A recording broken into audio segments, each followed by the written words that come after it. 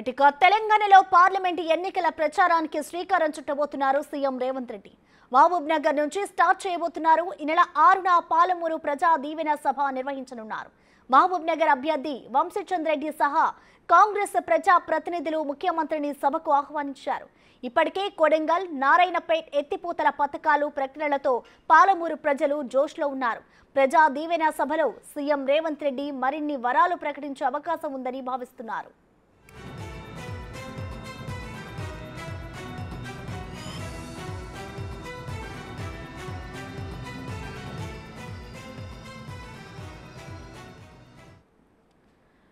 దీనికి సంబంధించిన complete details మా input editor Pavan Kumar live అందిస్తారు. పవన్, చెప్పండి, తెలంగాణలో అసెంబ్లీ ఎన్నికలనైతే కాంగ్రెస్ పార్టీ కైవసం చేసుకుంది. అదేవిధంగా ఈసారి పార్లమెంట్ ఎన్నికలకు కూడా అదేవిధంగా ఒక ప్రణాళికను రచించడానికి శ్రీకారం చుట్టబోతున్నారు రేవంత్ సర్కార్. ఆ ప్రచారానికి కూడా రేవంత్ రెడ్డి సిద్ధమైపోయారు. సో దీనికి సంబంధించిన డీటెయిల్స్ ఏ విధంగా ఉన్నాయి పవన్?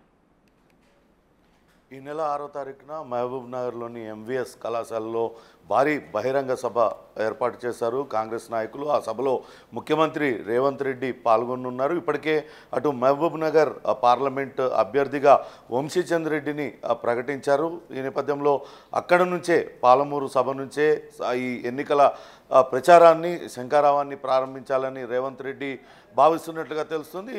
ఈ ఉమ్మడి మహబూబ్ నగర్ జిల్లా ఎమ్మెల్యేలు అట్లనే పార్లమెంటు అభ్యర్థి వంశీచంద్ర రెడ్డి మేరకు రేవంత్ రెడ్డిని కలిసి ఎన్నికల సమావేశానికి, ఎన్నికల ప్రచార సభకు ముఖ్య అతిథిగా హాజరు కావాలంటూ కోరారు. ఇప్పటికే అటు ముఖ్యమంత్రి హోదాలో రేవంత్ రెడ్డి ఇటీవలనే ఆయన సొంత నియోజకవర్గం కొడంగల్లో పర్యటించారు. దాదాపుగా 3,961 కోట్ల రూపాయలతో అక్కడ అనేక పథకాలను ప్రారంభించారు. అటు నారాయణపేట, కొడంగల్ నారాయణపేట ఎత్తిపోతల పథకం కావచ్చు, అట్లనే ఇంజనీరింగ్ కళాశాల, పశు వైద్య కళాశాల, హాస్టల్ భవనాలు, ఉమ్మడి అటు ఒక సోషల్ గురుకులానికి సంబంధించిన పాఠశాలను కూడా ఏర్పాటుకు సంబంధించి వాటిలన్నిటికీ కూడా అభివృద్ధి పనులకు శంకుస్థాపన చేశారు. రేపు అక్కడ జరగబోయే పార్లమెంటు ఎన్నికల సమర శంఖారావం సభలో జరగబోయే సభలో మరిన్ని పథకాలను ప్రవేశపెడతారు, అటు పథకాలను ప్రకటిస్తారు అన్న అంచనాలు మహబూబ్ నగర్ జిల్లా ప్రజల్లో ఉన్నాయి. నిన్ననే అటు మహబూబ్ నగర్లో, ఉమ్మడి మహబూబ్ నగర్లో గత పాలకుల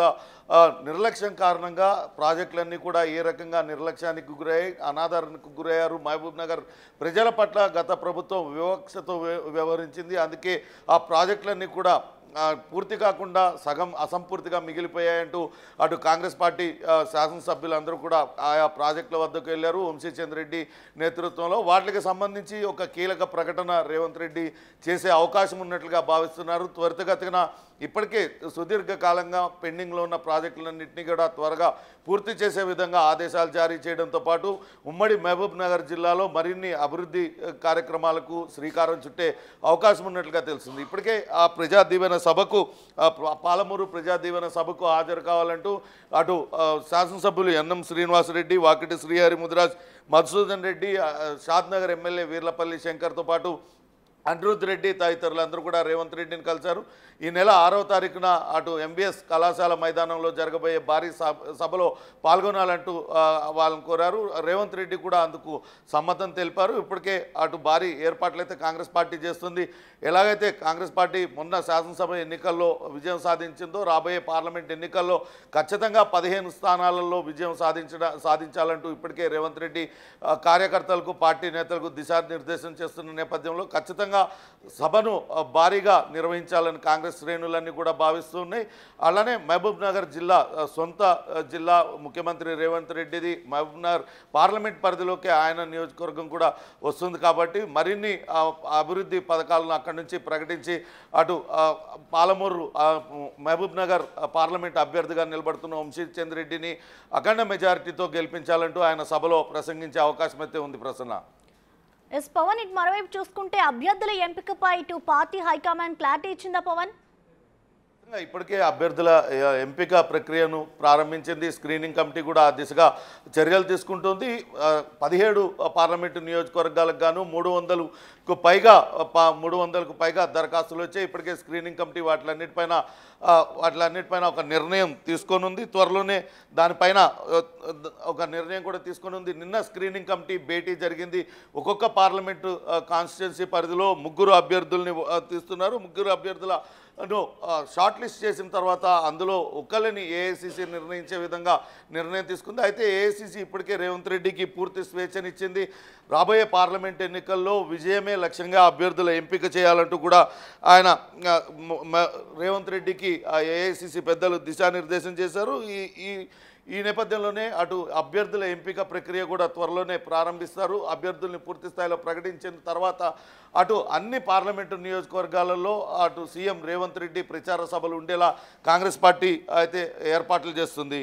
ప్రసన్న, పవన్ ఇటు పాలమూరులోనే ప్రజా దీవెన సభను పెట్టడానికి కారణాలు ఏంటి పవన్? మొదటగా ఇప్పటిదాకా ఎక్కడ కూడా పార్లమెంటు నియోజకవర్గ పరిధిలో ఎవరిని అభ్యర్థులుగా ప్రకటించలేదు. మొట్టమొదటిగా అక్కడ మొన్న కొడంగల్ సభలో రేవంత్ రెడ్డి స్వయంగా Vamshichand Reddy, AICC general secretary Vamshichand Reddy parliament అభ్యర్థిగా, మహబూబ్ నగర్ పార్లమెంట్ అభ్యర్థిగా ఆయన బరిలో ఉంటారంటూ ప్రకటించారు. ఆయన్ని మంచి మెజారిటీతో గెలిపించాలంటూ కోరారు. అంతేకాకుండా పాలమూరు ప్రజలకు అనేక రకాల పథకాలను ప్రారంభించారు. అదే రోజు దాదాపుగా 961 కోట్లతో పథకాలను కూడా అనేక అభివృద్ధి పథకాలకు శంకుస్థాపన చేశారు. ముఖ్యమంత్రి సొంత జిల్లా కావడంతో ఆ జిల్లా నుంచే తన ఎన్నికల ప్రచారాన్ని ప్రారంభించాలి. అక్కడ గట్టి పోటీ ఉండబోతుంది. అటు బీజేపీ కూడా బలమైన అభ్యర్థుల్ని రంగంలో దించడానికి ప్రయత్నాలు చేస్తుంది. కాబట్టి అక్కడ వంశీచంద్ రెడ్డి యువ నాయకుడు ఖచ్చితంగా కాంగ్రెస్ పార్టీ అక్కడి నుంచే ప్రచారం కనుక మొదలుపెట్టి అన్ని నియోజకవర్గాలు, పార్లమెంట్ నియోజకవర్గాలలో విస్తృత పర్యటనలు చేయాలని రేవంత్ రెడ్డి భావిస్తున్నారు. ముందుగా అక్కడ అభ్యర్థిని ప్రకటించారు కాబట్టి అక్కడ మహబూబ్ నగర్ జిల్లా నుంచే ఈ ప్రచారాన్ని ప్రారంభించాలని భావిస్తున్నట్లుగా తెలుస్తోంది. ప్రసన్న, పవన్, అలాగే ఈ ఎన్నికల్లో కూడా ఎలాగైనా కాంగ్రెస్ అధిష్టానం అయితే ఒక కసరత్తు చేస్తుంది, ఎలాగైనా కైవసం చేసుకోవాలని. సో ఈ ప్రచారానికి సంబంధించి అధిష్టానం నుంచి ఇటు కాంగ్రెస్ పెద్దలు ఎవరైనా హాజరయ్యే అవకాశం ఏమైనా కనిపిస్తుంది అనుకోవచ్చా పవన్? ఖచ్చితంగా ఇప్పటికే అటు ఇంకా ఎన్నికల ప్రచారం ఏ రకంగా నిర్వహించాలి, ఆ అగ్రనేతలు ఎవరెవరు పాల్గొంటారు అనే రూట్ మ్యాప్ ఇంకా ఖరారు కాకపోయినప్పటికీ గత ఎన్నికల్లో ఏ రకంగానైతే కాంగ్రెస్ పార్టీ వ్యూహాన్ని రచించి అగ్రనేతలు, ఏఐసిసి అగ్రనేతలందరినీ కూడా రంగంలో దించి ఇక్కడి నుంచి వాళ్ళతో ప్రచారం చేయించిందో అదే రకంగా ఇక్కడ ప్రచారాన్ని నిర్వహించాలని భావిస్తుంది. ఇప్పటికే అటు ఇటీవలనే పిసిసి తీర్మానం కూడా చేసింది. ఇక్కడ ఖమ్మం జిల్లా నుంచి అటు అవసరమైతే సోనియా గాంధీని రంగంలో దించాలని భావించారు. రాజ్యసభ సభ్యత్వాన్ని కూడా ఇక్కడ నుంచి పంపించాలని భావించారు. కానీ రాజస్థాన్ నుంచి అటు సోనియా గాంధీ రాజ్యసభకు వెళ్ళారు. అయితే ఇప్పుడు రాహుల్ గాంధీని తెలంగాణ నుంచి కనుక పోటీకి దించినట్లయితే ఇక్కడ కాంగ్రెస్ శ్రేణుల్లో ఉత్సాహం మరింతగా పెరుగుతుందన్న ఆలోచనలో పిసిసి ఉంది. ఈ మేరకు ఏఐసిసి నేతలకు కూడా వాళ్ళు చెప్పారు, ఇక్కడి నుంచి రాహుల్ గాంధీ కనుక పోటీ చేసినట్లయితే భారీ మెజారిటీతో గెలిపించుకుంటాం. అంతేకాకుండా ఇక్కడ బీఆర్ఎస్ దూకుడుకు అట్లనే బీజేపీ దూకుడుకు కూడా కళ్ళం వేసినట్లుంటుంది. రాబోయే పార్లమెంట్ ఎన్నికల్లో ఇప్పటికే కాంగ్రెస్ పార్టీ విజయం సాధిస్తుందంటూ పలు సర్వేలన్నీ కూడా వెల్లడించిన నేపథ్యంలో మరింతగా కాంగ్రెస్ కార్యకర్తల్లో ఉత్సాహం నింపడానికి ఇక్కడి నుంచి ఏఐసిసి స్థాయి నేతలు ఎవరైనా సరే, రాహుల్ గాంధీ లాంటి నేతలు ఎవరైనా పోటీ చేస్తే ఫలితాలు మరింత అద్భుతంగా వస్తాయంటూ కాంగ్రెస్ పార్టీ భావిస్తుంది. ఇప్పటికే కాంగ్రెస్ పార్టీ గత శాసనసభ ఎన్నికల్లో ఏదైతే 6 గ్యారెంటీలను ప్రకటించిందో 6 గ్యారెంటీలలో 4 గ్యారెంటీలను ఇప్పటికే అమలు చేస్తున్నారు. మరో 2 గ్యారెంటీలను కూడా వీలైనంత త్వరగా అమలు చేయడానికి సిద్ధమవుతున్న తరుణంలో ఇప్పుడు పార్లమెంట్ ఎన్నికల్లో ఖచ్చితంగా 17 నియోజకవర్గాలకు గాను 15 ఖచ్చితంగా గెలిచి తీరాలంటూ రేవంత్ రెడ్డి దిశానిర్దేశం చేస్తున్నారు. ఆ మేరకు పార్టీ ప్రచార కార్యక్రమాలను కూడా రూపొందించే ప్రయత్నం అయితే జరుగుతోంది. Prasanna, right, thank you Pawan.